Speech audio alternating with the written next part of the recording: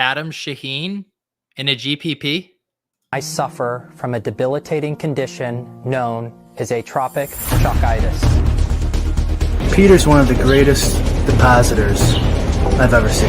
Trust the process. Let's go. Let's go. I got auto matched with Levitan. This is bullshit. If I just go the other way in that 66, I win all the money. All the money. If I had 150 lineups, I'd win too. Process over results. Illuminati make a bitch go crazy. I don't know which one of these my baby. Bust down AP, cut spot bullets in your head like KD. Bust it, bitch go bust it. And I had 10 pints with me in Russia. Hey everyone. What's up, guys? How we doing? Showdown cramming on a Monday evening. I mean, just an absolutely disgusting 36.5 point over under tonight. I mean, don't the sports books know Ian Book is starting tonight? I mean, how can you not get excited? Did you guys see the Nick Vannett quote hyping up his guy, Ian Book? I mean,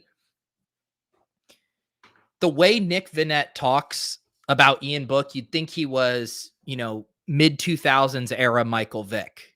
I mean, Nick Vannett, the ultimate hype man.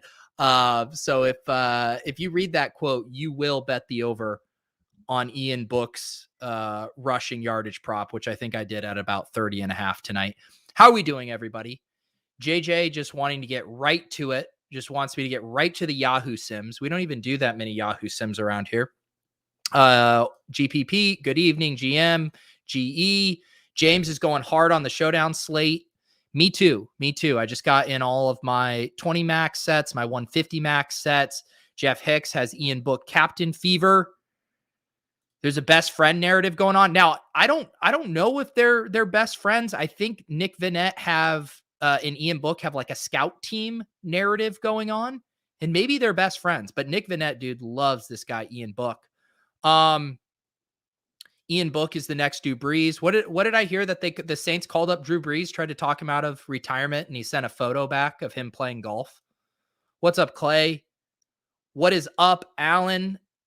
For sure, man. I love doing these shows. Although I'm starving right now. So I am going to go devour dinner after this. That's right. Pius gets it. We gotta ease into it. A little bit of foreplay here. I do agree with this, Ink Magma. My best Showdown slate was a week ago. Was that Monday night or Sunday night when the Saints played the Bucks? And that's when I got second in that Showdown contest with Brick 75. So yes, I wouldn't mind another 9-6 game tonight. Let everyone tilt on TV or on Twitter. They say the product is so bad. Meanwhile, we're over here jamming the double Ds into our Showdown lineups and absolutely printing. The intro? We already played the intro, D-Gold. We already played it. Uh-oh. See, I called this on Twitter. I said the Ian Book puns are going to come fast and furious tonight. And Brian is just getting us started right here. Did we do double Ds yet? Says Casey. No, but we are going to do double Ds tonight. We are for sure going to do double Ds. I don't know what to tell you, D-Gold. I don't know what to tell you, man. Ask the chat. I played the intro. I play the hits. You think I'm doing a Showdown cram without playing that intro? I mean, come on. What now? You're saying there was everyone's saying there's no intro? Are you guys going to gaslight me into saying there was no intro? I clicked the button. I know there was an intro. Don't gaslight me on my own show. All right. So this actually looks like a very fun night for Showdown. You guys aren't going to like this, but Alvin Kamara is a fade at captain. I'm seeing about 23% aggregated ownership on Sir Alvin. He's only appearing in our sims about 15% of the time. And I imagine just because he kind of stands out as the quote unquote best captain play, that could even be higher in small field. I'm thinking it could be anywhere from, 30, 35%. So when he's only showing up in our baseline sims 15% of the time, I'm starting to get excited about a Kamara fade. Also, you just have the kind of overall what's the word we like to use to sound smart? Systemic risk of Ian Book cratering the Saints offense. So I'm out on Kamara at captain. Who does look good is Jalen Waddle and Tua. Both those guys showing positive numbers in our sims relative to their projected ownership. Waddle coming in at a 17% clip in the optimal sims lineup. I'm seeing an average captain ownership on him around 10%. Tua, similar, appearing in our sims, winning captain 17.7% of the time. And I'm seeing about 12% aggregated ownership on Tua. So I'm planting my flag, fins up. Jalen Waddle, Tua captains look good to me. Over on the flex side, Mark Ingram actually looks like one of the best flex plays. He's showing up in our sims almost a third of the time, and yet I'm only seeing flex ownership on him around 20%. So that is pretty interesting to me. You thought I was joking about Adam Shaheen in the cold open there. He's second in our flex leverage. I'm seeing about 2% average ownership on him, and he's actually showing up in our sims 12% of the time. I have an amount of Adam Shaheen in my 150 max set that makes me very uncomfortable.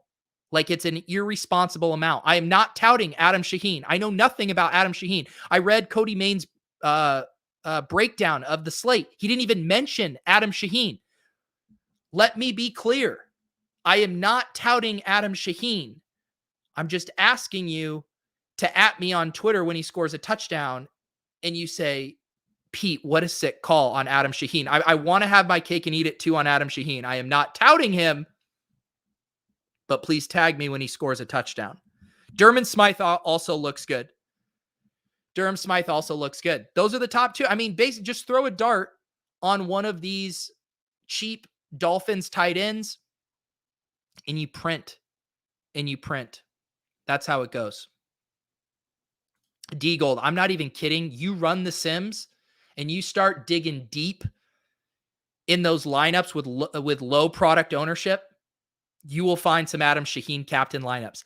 Normally, when I'm copying, pasting my lineups, I don't even care who's captain. I just paste them, and I had to stop myself.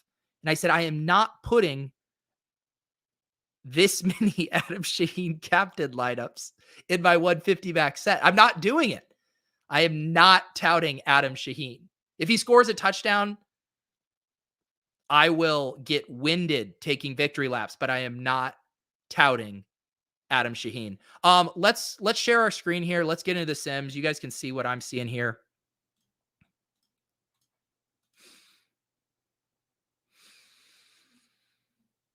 All right. So like I said, just a super gross game. We got a 36.5 point over under here. The Dolphins have a 20 point implied team total. The Saints have a 17.5 implied team total. The interesting thing about these two teams is the Saints have obviously been historically run heavy to an absurd level. Now they have Ian Book at quarterback. You got to imagine that Sean Payton is going to try to run the ball as much as possible. On the flip side, the Dolphins have actually been one of the highest pass rate over expectation teams in the league. So stylistically, these are two pretty different teams, and the Dolphins are willing to pass with a lead, and they're really willing to pass if they're losing. So you see here their rush rate just in our baseline sim, extremely low at 37.4%.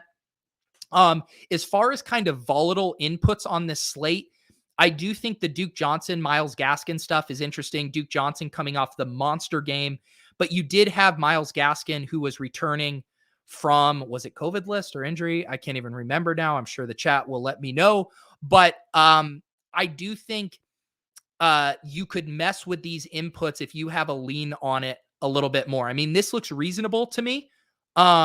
Basically having Duke with a slightly bigger market share of rushing, but then Gaskin with a slightly bigger TD market share there, and Gaskin with a slightly higher receiving market share.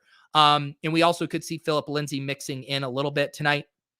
Ultimately, with how little the Dolphins run the ball, you know, a 5 to 10% difference in these numbers at a similar price point is probably not going to move the needle a lot, but I do think you could mess with those rushing inputs a little bit if you felt like it.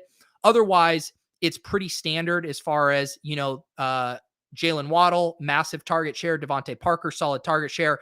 And then it's kind of like throwing darts on one of Isaiah Ford, Preston Williams, Mac Hollins, as you can see here. And then we have the tight ends. And this is why you can see why Adam Shaheen's actually showing up a decent amount, is because he does have 8.1% TD market share there, right along with Durham Smythe. So you're just trying to bink a red zone touchdown.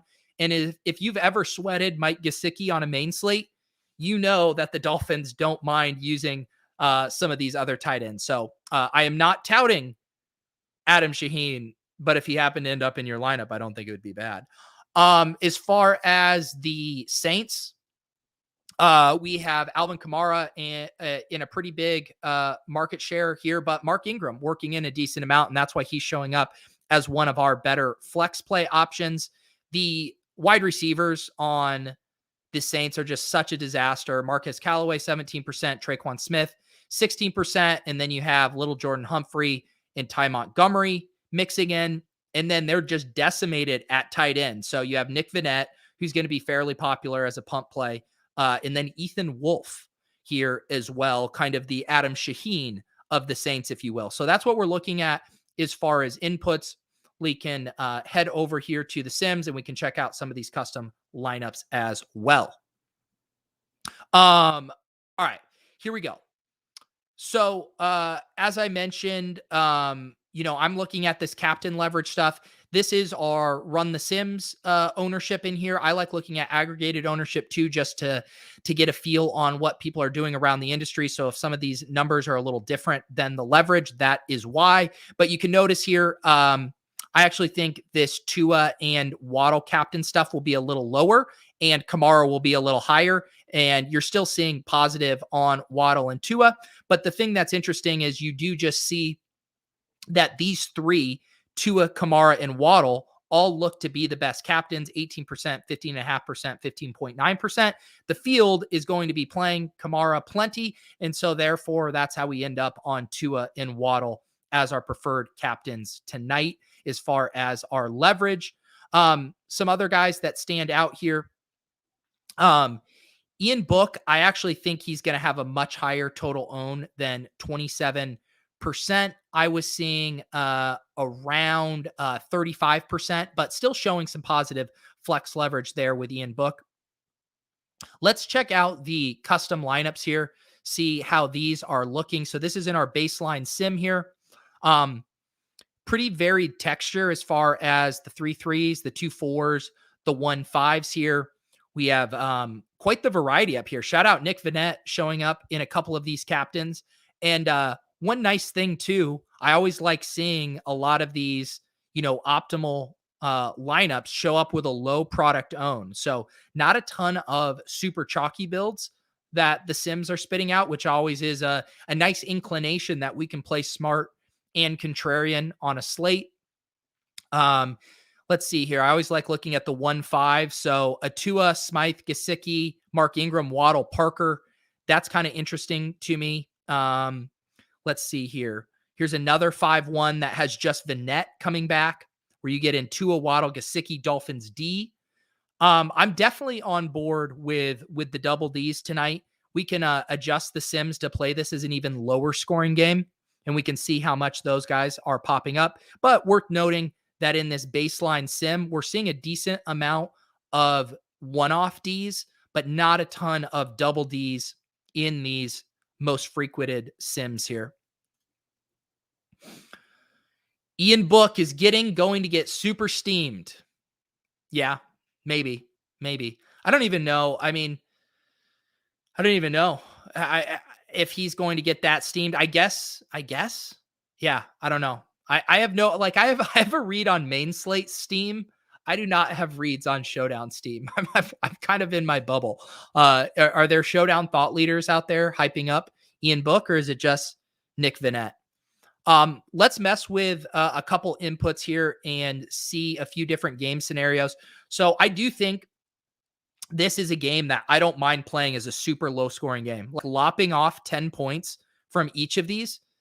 I mean, if this game was 10-7, would it surprise anyone? It shouldn't. So let's just have fun with this. Let's lower the pace. Let's even up the Dolphins rush rate a smidge. Let's lower the Vikings pace. I mean, this is just the grossest game of all time. Their rush rate goes up to 50%. And this, my friends, is how I show you the double Ds. This is the prestige. All right, so in this scenario where we play this as a 10-7 game, you notice here, Dolphins D captain 11% of the time, Saints defense captain 10% of the time. Kamara comes down from about 18% to 14%. And then Waddle actually holds pretty strong at 17%. And Tua comes down. And so these are the kind of exercises I like doing where Waddle is holding strong as a great captain, even in a super low scoring game. So that's interesting to me and gives me even more confidence on the Waddle play.